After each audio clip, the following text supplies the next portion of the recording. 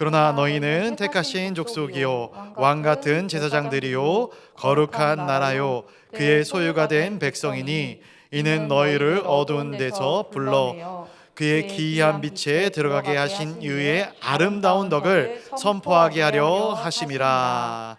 아멘. 아멘.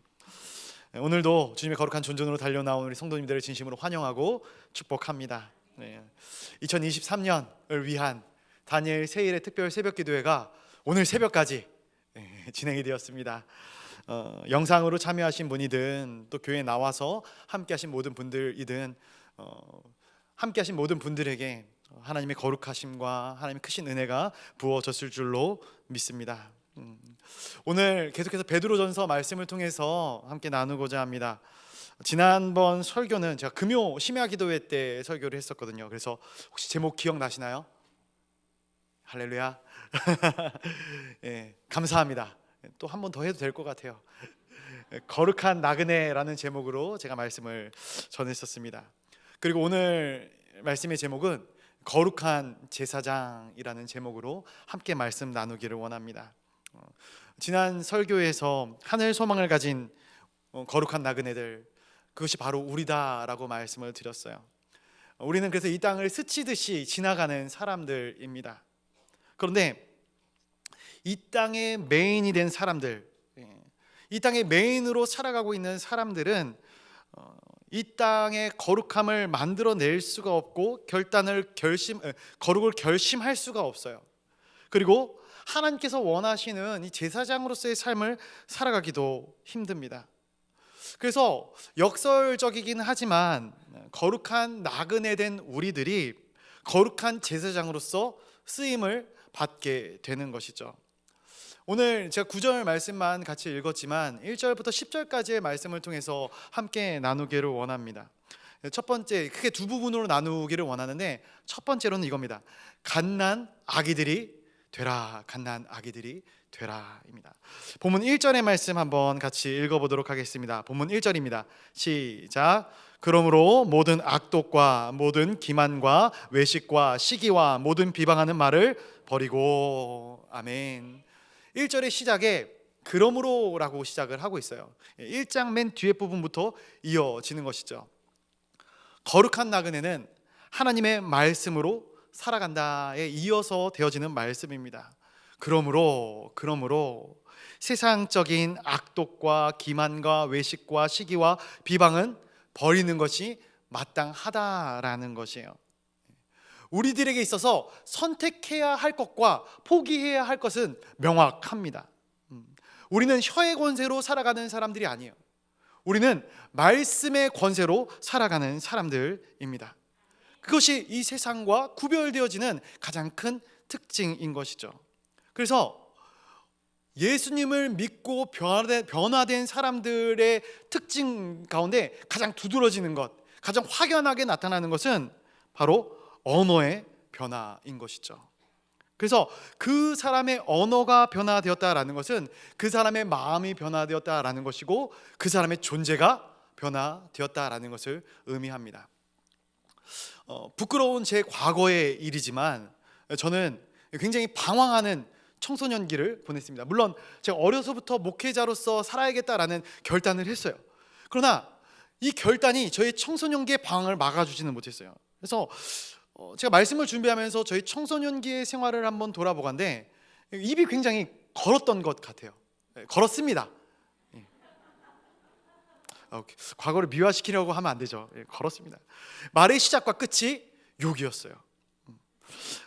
왜 그렇게 행동을 했을까 반성을 하면서 생각을 해보니까 욕을 해야 내가 강하게 보이는 것 같다라는 그러한 마음이 있었던 것 같아요. 그래서 항상 화난 사람처럼 이야기를 하고 항상 막 독을 품고 있는 사람처럼 사람들과의 관계에서 대했던 것 같아요. 그러다 보니까 내 내면도 같이 분노에 차 있고 화에 차 있는 것들을 발견하게 되었던 것이죠. 그런데 저는 제가 언어 생활을 하고 제 마음에 문제가 생겼다 이렇게 생각을 했는데 성경을 보니까 예수님의 정결법 논쟁에서 이런 말씀하십니다. 밖에서 더러운 것이 들어오는 것이 아니라 내 안에 들어온 것이 밖으로 나가게 된다라는 거예요. 마가복음 7장의 말씀이죠. 한번 제가 읽어드릴게요. 마가복음 7장 21절에서 23절 말씀인데요. 속에서 곧 사람의 마음에서 나오는 것은 악한 생각, 곧 음란과 도둑질과 살인과 간음과 탐욕과 악독과 속임과 음탕과 질투와 비방과 교만과 우매함이니 이 모든 악한 것이 다 속에서 나와서 사람을 더럽게 하느니라. 아멘.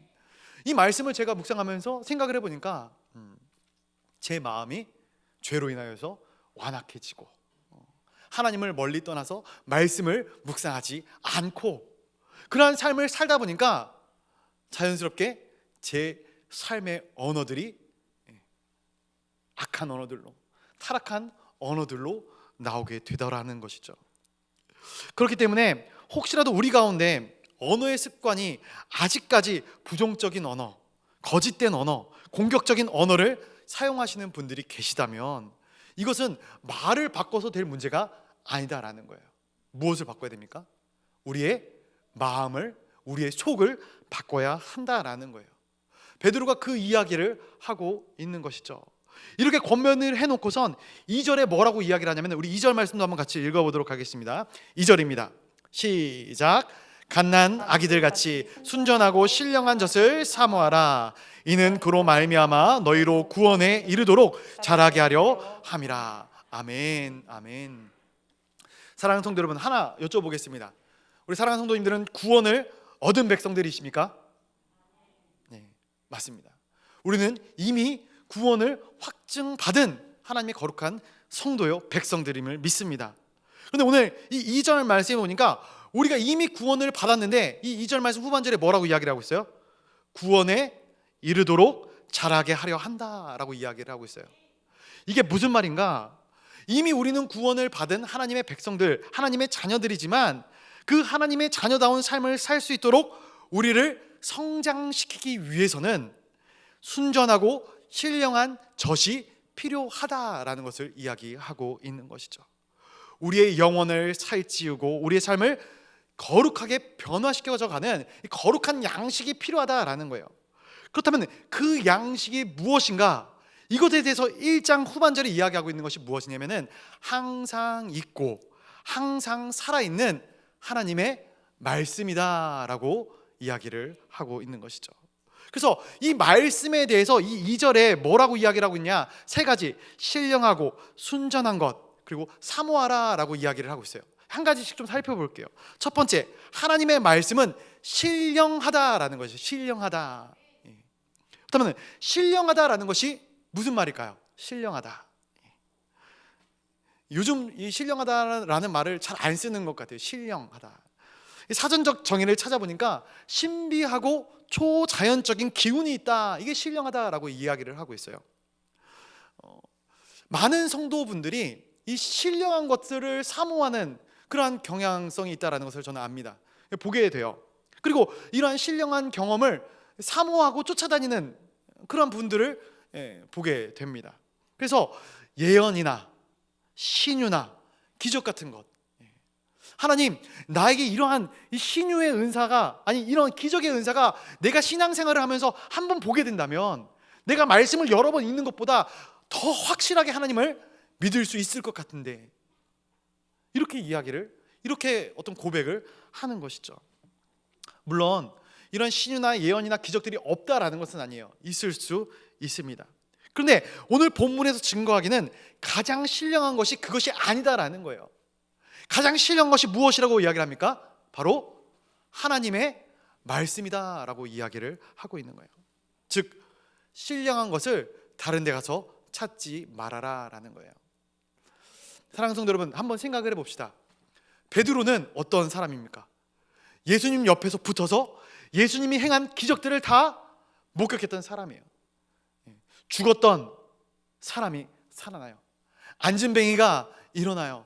장님이 눈을 뜹니다. 문둥병자가 나음을 얻어요. 귀신이 달아나요. 이걸 옆에서 다 봐왔던 사람이 베드로예요. 근데 베드로가 무엇을 이야기하고 있는가?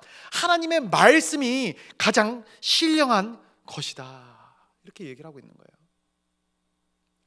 사도 바울도 디모데에게 보내는 편지 가운데 이 베드로의 주장과 이 베드로의 주장의 근거가 되는 말씀을 합니다. 디모데후서 3장 16절, 우리가 잘 아는 말씀이죠. 제가 한번 읽어드릴게요.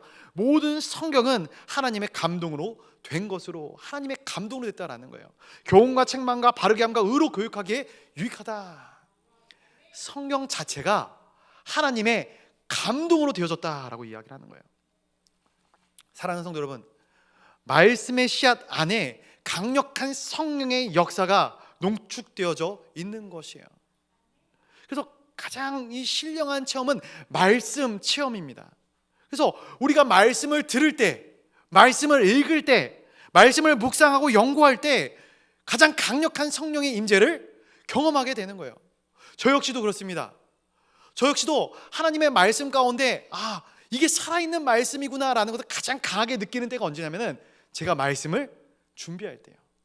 말씀을 반복적으로 묵상하고 기도하면서 이 말씀을 통해서 성도님들에게 어떠한 말씀을 전해야 될까, 하나님께서 무엇을 전하고 싶어 하시는가, 나에게 어떠한 말씀을 하고 싶으신가 라는 것을 묵상하면 묵상할수록 이 말씀이 참으로 신비하구나, 신묘막측하구나 라는 사실을 깨닫게 되는 것이죠. 저는 이 자리에 모인 하나님의 거룩한 성도들이 이러한 은혜를, 이러한 신령한 하나님의 은혜를 체험하시기를 간절히 소원합니다. 말씀을 읽을 때마다 하나님의 감동이 있어요. 이 저자를 통해서 왜 이 말씀을 적게 하셨는지, 기록하게 하셨는지를 깨달아 아는 그런 신령한 은혜가 있어지기를 간절히 축복합니다. 두 번째, 하나님의 말씀은 순전하다라는 거예요. 순전하다. 세상의 언어는 교묘합니다. 공격적일 때가 많아요. 그래서 우리가 느끼는 바일 수도 있지만 공격적인 언어와 부정적인 언어, 이런 것들이 어떻게 보면은 긍정적이고 착한 언어보다 훨씬 강력한 영향력을 행사한다라는 거예요. 약 10배 이상의 영향력을 행사한다라는 거예요. 사람 마음에 각인된다. 그래서 좋은 말로 하면 사람들이 말을 듣습니까, 안 듣습니까? 주님, 제가 이렇게 조곤조곤하게 잘 얘기하면은 들어요, 안 들어요? 잘 안 들어요. 흘려보내요. 그러다가 강하게 얘기하고 소리 지르고 윽박 지르고 그러면 귀에 꽂히게 되는 거예요. 집중하게 되는 거예요. 예로 우리 이제 뭐 다 핸드폰들이 있으시니까 유튜브 보시지 않습니까? 유튜브를 이렇게 보시면은 제목들, 이 썸네일이라고 그러죠. 이 제목들이 어때요? 다 굉장히 자극적이에요. 성적이고 폭력적이고 공격적인 그런 제목들을 갖다 붙이는 거예요. 실질적으로 그러한 제목들을 갖다 붙인 영상들이 더 많은 사람들이 클릭을 하고 조회를 한다 합니다. 그러나 우리가 싸우고 있는 영적 전쟁에서 중요한 원리는 무엇인가? 악으로 악을 대항하는 것이 아니라 선으로 악을 이기는 것입니다. 그래서 이 말씀을 묵상하면서 생각을 해보니까 이 선으로 악을 이긴다는 게 굉장히 쉽지 않다라는 것을 느껴요. 어려워요. 어떻게 선으로 악을 이길 수 있을까? 이런 것이죠. 한번 제가 예를 들어 볼게요. 저희 아내는, 저희 사모님은 제가 머리 긴 것을 굉장히 싫어합니다. 그래서 머리 긴 저의 모습을 보면 가끔 이런 얘기를 해요. 여보, 머리가 길어지니까 너무 못생겼어. 근데 이러한 부정적인 얘기를 한번 듣고 제 마음 가운데 새겨진 상처가 아물기 위해서 누구 한 명이 와가지고 목사님 머리 괜찮아요? 너무 이뻐요. 한 번 들은다고 제 마음의 상처가 사라질까요? 여자분들 옷을 고르지 않습니까? 두 명이 각각 얘기를 해줘요. 이 옷에 대해서. 이 옷 어때? 물어봤을 때 잘 어울리는 것 같아. 한 명이 다 얘기합니다. 별로야, 안 어울리는 것 같아. 삽니까, 안 삽니까? 안 사요. 안 사. 물론 자기 마음에 들어야겠지만 안 사요. 나에게 주어진 이 부정적인 언어, 나에게 행하였던 이 부정적인 언어로 인한 상처를 회복하기 위해서는 최소 8번에서 10번 이상의 긍정적인 이야기를 들어야 겨우 회복이 되어줘야 된다는 거예요. 그렇다고 뭐 보시는 분들마다 저에게 머리 이쁘다고 얘기해 주시지 마시고요. 예를 든 거니까. 그렇기 때문에 중요한 것, 우리가 악을 이길 때는 악을 사용하는 것이 아니라 선을 사용해야 하는데, 어떻게 해야 되는가? 압도적인 선을 우리 가운데 부어서 그 선으로 충만하게 해야 된다라는 거예요. 그냥 선을 한 번 부어서 된 것이 아니라 악이 한 번 부어졌을 때 선을 10번, 20번 이상으로 부어져야 그 공동체가, 그 사람이, 이 민족이 회복되어진다라는 것이에요. 성도 여러분, 우리가 말씀 가운데 살아가야 되는 이유가 바로 여기 있습니다. 말씀 가운데 살아가지 않으면 우리는 늘 악에게 지배당할 수밖에 없어요. 악한 길로 걸어갈 수밖에 없어요. 일주일에 주일 한 번 교회에 나와요. 나머지 6일은 세상 가운데 살아갑니다. 하나님이 원하시는 뜻을 우리가 과연 쫓아서 살아가고 있습니까? 초대교회 예배 때 어떻게 역사가 나타났는가? 말씀을 읽음으로 역사가 나타나는 거예요. 말씀을 같이 묵상하고 그 말씀을 통해 받은 은혜들을 나누면서 성령의 역사심이 나타났음을 보게 됩니다. 그러므로 우리 모두는 성경을 더욱더 사랑하고 하나님의 말씀을 사모하시기를 간절히 소원합니다. 그래서 중요한 것은 우리 안에 하나님의 언어가 충만해져야 된다는 거예요. 어떤 부정적인 일을 닥쳤을 때 부정적으로 반응하는 것이 아니라 말씀으로 반응하셔야 돼요. 말씀으로 내 행동을 조명해야 되고 말씀으로 피드백을 줘야 된다라는 것이에요. 그렇기 때문에 우리 가운데 성령의 충만함, 말씀의 충만함이 필요하다라는 것이죠. 세 번째로는 하나님의 말씀을 사모하라라는 거예요. 사모하라. 본문에서 이 갓난 아이들 같이라고 표현을 하고 있는데, 이 같이라는 이 단어를 헬라어로 직역하면은 무엇으로서라는 단어로 해석이 됩니다. 즉 우리가 갓난 아이들 같이라는 것은 우리가 갓난 아이들로서라는 것이에요. 갓난 아이들로서 사모하라, 즉 말씀을 사모하라라고 이야기를 하는 거예요. 우리가 하루만 굶어도 배가 고픕니다. 금식을 해보신 분들은 다 아실 거예요. 한 끼 정도는 참을만 해요. 근데 두 끼 굶고 세 끼 굶으면은 배가 너무나도 고파요. 그 배가 고프면은 무엇이 떠오릅니까? 말씀이 떠오릅니까? 할렐루야. 배가 고프면은 음식이 떠오르게 되는 것이죠. 먹고 싶은 거, 내 몸에서 땡기는 것, 이것이 떠오르게 되는 거예요. 갈망하게 되는 것이에요. 이게 사모하는 거예요. 이게 사모하는 것입니다. 그 심정으로 하나님의 말씀을 대하라는 거예요. 사랑하는 성도 여러분, 우리가 성경을 하루 안 읽었어요. 다음날 말씀이 땡기시나요? 할렐루야. 성경을 이틀 안 읽었어요. 이 말씀 읽어야 되는데, 말씀 너무 궁금해. 성경책 펴보고 싶다. 막 손이 막 금단현상이 일어나는 거죠. 부들부들 막 해가지고, 내가 오늘 저녁에는 꼭 말씀을 읽고 말이라, 그렇게 생각하시나요? 피곤한데 뭐 말씀 보냐, 쉬자. 말씀을 사모하는 것은 말씀을 안 읽을 때 이 말씀이 계속 생각나야 돼요. 말씀 읽고 싶은데, 말씀 보고 싶은데, 성경 보고 싶은데, 그 심정으로 하나님의 말씀을 대하라는 것이에요. 광야에서 만나가 없으면 살 수 없었던 이스라엘 백성들처럼, 갓난 아기가 엄마의 젖을 먹지 않으면 살 수 없는 것처럼 우리는 그렇게 하나님의 말씀을 사모해야 한다라는 거예요. 그러면서 한마디를 덧붙입니다. 우리 3절 한번 같이 읽어볼까요? 3절입니다. 시작. 너희가 주의 인자하심을 맛보았으면 그리하라. 아멘. 2절에서는 명령형으로 이야기를 해요. 갓난 아기들 같이 순전하고 신령한 젖을 사모하라, 사모해야 된다, 명령하고 있는 것이죠. 그런데 명령한다고 해서 되는가? 쉽지 않아요. 여러분 새벽 예배 나오십시오. 여러분 말씀 읽으십시오. 제가 이렇게 얘기한다고 해서 여러분 새벽 예배 다 나오십니까? 말씀 다 읽으셔요? 명령한다고 해서 그것이 다 지켜지는 것은 아니죠. 쉽지 않아요. 우리가 항상 말씀을 사모하고 싶은 마음, 그런 열망들이 있을 것이라고 생각을 해요. 그래도 말씀 읽어야지, 신앙인으로서 기도해야지. 쉽지가 않아요. 그래서 어떻게 그렇게 할 수 있는가, 이런 노하우를 이 베드로가 이렇게 얘기를 하는 것 같아요. 만약에 너희가 주의 인자하심을 맛보았다면, 가정형이죠. 이미 구원의 복음을 맛보았다면 사람의 말에는 실망하지만 그러나 변함없는 하나님의 말씀의 진리를, 그 말씀의 은혜를 너희가 맛보았다면 어떤 것으로 치유되지 않았던 내면의 문제를 하나님의 말씀으로, 하나님의 사랑의 음성 가운데 온전히 치유되어지는 그러한 놀라운 능력을 너희가 맛보았다면